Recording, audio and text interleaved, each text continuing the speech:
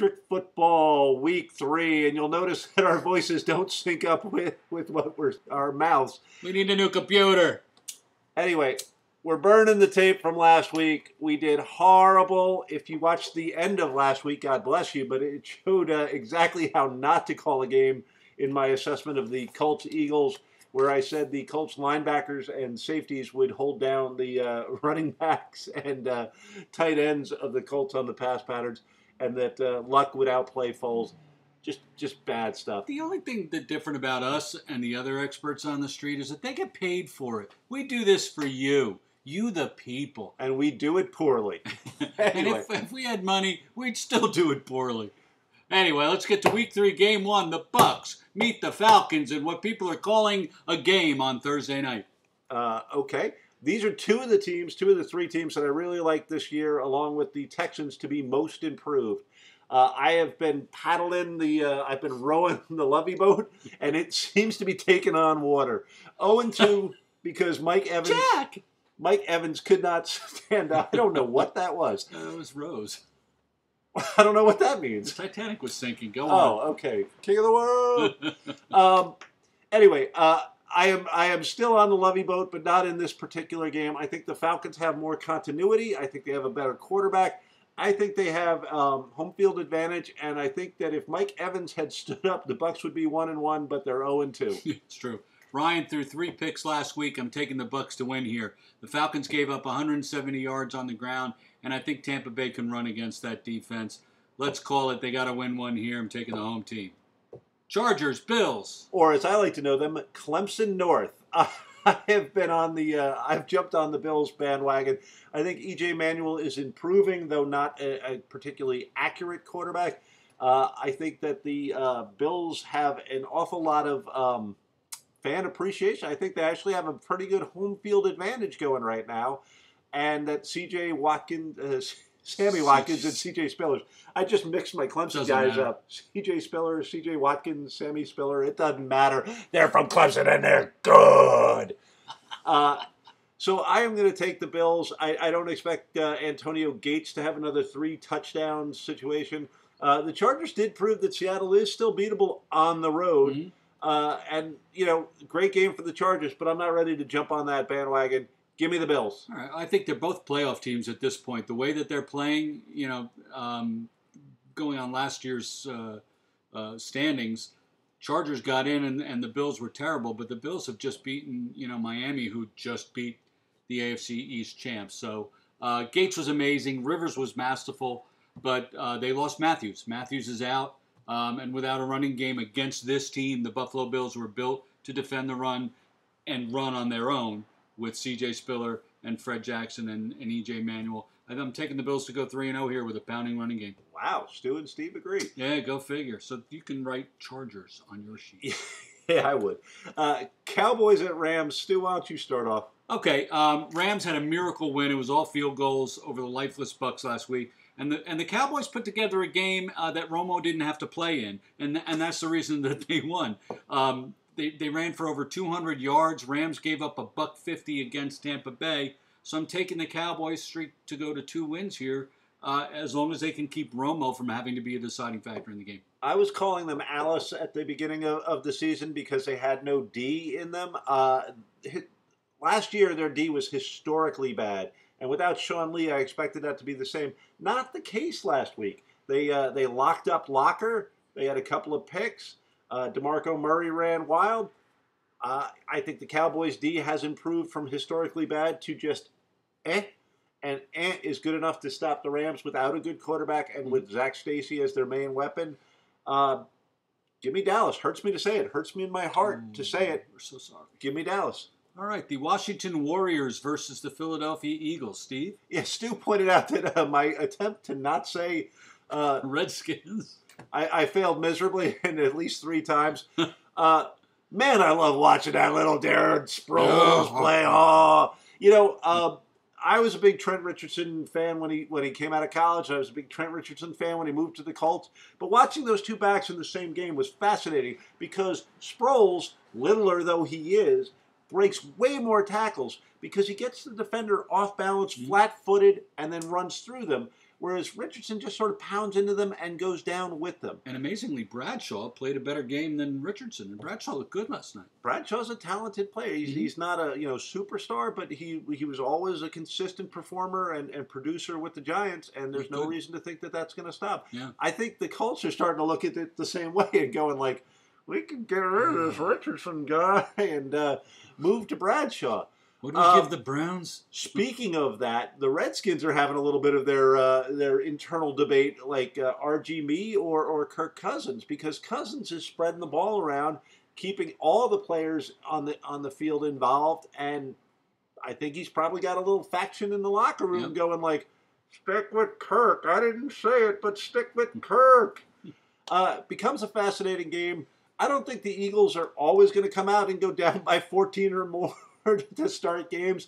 I think this is a game where they jump out early and Chip Kelly is able to produce offense throughout the game. And is this their first home game? I believe it is. Yeah, I think so. So that's giving them the advantage, I would think. Yeah, I see the Eagles really coming together. I see them as the class of the NFC East, and I see them taking this game. Yeah, if they go 3-0 here, it's going to be awfully hard for anyone to keep pace with them.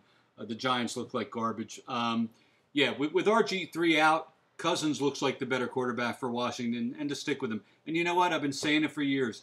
These guys that can run, the Vince Youngs, all these guys that come out and they're great, scramblers, and they can throw them. And guess what? Who wins the Super Bowls? The guys that, for the most part, stand in the pocket and throw the ball. Granted, I'll give you Seattle, but they won with defense. I'm taking the Eagles here, just because they're 2-0 in games that they should have been 0-2 in, and it's their opening game. I was going to point out that Kaepernick and Wilson have both been, mobile quarterbacks have both been to the Super Bowl. Yeah, but only one's won a Super Bowl. Yeah, all right. I know what you're saying, but I don't know that I completely agree. You don't have to agree. I'm right. Okay, so we'll get rid of Cam Newton. We'll forget about Steve Young. Guys like that. Anyway. Steve Young was on a great team too. Let's move to Well, you can't hold that against a guy. No. We'll have we should have a rant one day. We should have the Steve and Stu debates, which maybe we'll do separately. That would include like looking up stats, which I just don't do. Yeah, it's hard for us. Yeah. Anyway, Texans at Giants. Stu, why don't you roll? Well, okay, they haven't faced each other since 2010. J.J. Watt has outscored the Giants' offense already. Just kidding, he hasn't. But he's doing the. It was something to see. Refrigerator Perry thing by being on the offense now. Cards had 100 less yards than the Giants last week. But we're able to rush and keep Stanton from having to win the game. I think the Texans do the same thing here and leave the Giants 0-3 again. Yeah, the Giants really shot themselves in the foot. They dropped a lot of passes. They had the Rashard Jennings fumble when he wasn't hit. The turf monster jumped up and ripped that ball out of his hands. There is not a lot of belief here that the Giants' offensive line can hold back the Texans' defense. And with J.J. Watt now returning punch for the Texans, Stu stole a little bit of my thunder there. I should always go first. Like I said earlier, I have the Texans as being one of my most improved teams. I think they're living up to that. Mm-hmm. Give me the Texans easy, and I think the fire Tom Coughlin talk is going to start up pretty soon around here. I think he'll leave anyway, and Cowher's been sitting in the booth just salivating over Tom Coughlin's every loss. So I think you'll see Cowher on the Giants sideline next year. Wow. That's just my guess. Nice. Anyway, we're going to get to a team that Steve holds near and dear to his heart, the Vikings versus the Saints. Well, as Gio and I were discussing, the Vikings have a long and storied history of doing stupid stuff. And we appear to have shamed ourselves again with the whole Adrian Peterson controversy, which Ray Rice has to be thanking, Adrian Peterson for knocking him right out of the news. And Richie Incognito thanking everybody. And Greg Hardy. It's really been pathetic what the NFL has gone through, and people are now questioning Roger Goodell's leadership. I would question a guy that you didn't see that video. Really, you're the NFL. You didn't see the videotape. Come on. So the Vikes had a great first drive, and then Matt Castle forgot he wasn't a Patriot and started throwing passes to anybody in a Pats uniform.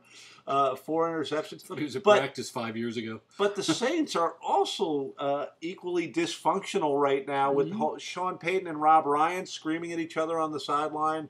The difference is the Vikes have no way to keep up with the Jimmy Grahams of the world, and the Saints have the Who Dat Nation, including Lewis, in their support So home field advantage, team speed, which I always talk about, and quite frankly, a slightly less dysfunctional team right now Hmm. make me pick the Saints. And plus, they'll probably have a bounty out on Matt Castle. Yeah, and AP's not playing that we're aware of. So I mean, we're picking Actually, this. there's a lot of talk that he will be. Wow. All right. Well, I'm picking that AP is not playing. Just for the record here, the Saints were knocked in their fleur-de-lis by the Browns last week, and yes, I said the Browns.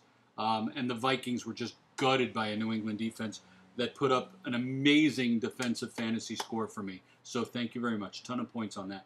This is more of an evenly matched game than it looks, but the circus that's in town right now with Minnesota, I think it's too much to overcome, and I think the Saints win here. We've got the Wizinator. We've got Jim Marshall running the wrong way. Yeah. We've got being late to put in our draft pick. Got the boat thing. We have the love boat. We've just got a really ugly history. And you're playing outside in a college stadium. I gotta tell you, our stadium collapses under the snow.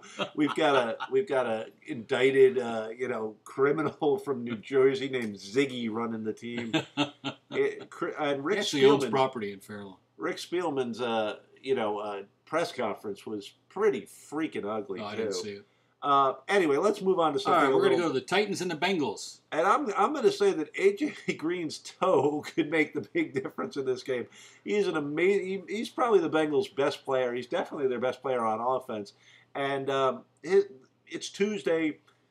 We're not really sure knows? where he stands on the health wise, so that's going to be a big difference. But not a big enough difference, even if he's out. The Bengals' D is way better than Dallas's D. Dallas's D ate up the Titans. There is no way that Locker and Sean Green of his 1.5 yards a carry is going to make a lot of hay against the Bengals. Give me the Bengals easy. Yeah, the Titans are a more balanced team than they've been, which means they're just crappy on both sides of the ball. Nah. I think the Bengals will easily stop the Titans here. They're going to stop the rush and then just tee off on the passing game. I think this one's a blowout. This is one of those weeks where the line, I don't think, is big enough for this game. I think the Bengals crush them. All right, and we're going to cut this in half. We're going to end here, first half of Electric Football Week 3, with the Ravens-Browns. Ravens coming off a nice win. They have a long rest. They've been a tad bit more consistent than the Browns. I like the Dennis Pitta, Owen Daniels tight end combination. It's been keeping the moves, the chains moving, the moves changing. Yeah, well, whatever. we're going to keep those moves chaining. Halitosis and the Django is unchained. and Elvis Dumerville are going to be all up in that Hoyer. Yeah, there goes shaking our set here. Damn. Give me the Ravens stealing one in the dog pound. I just want a two-game win. I caught your halitosis. We're both having trouble. A 2-game win streak for the Browns. That's the only reason. I just want the Browns to win. That's all. I'm taking the Okay, Browns. so we're going to end this one here so we don't have any more computer problems, and we're going Right. to move into Electric Football Week 3, number 2 in just a second. I'm going to magically edit this stuff together. It'll be seamless.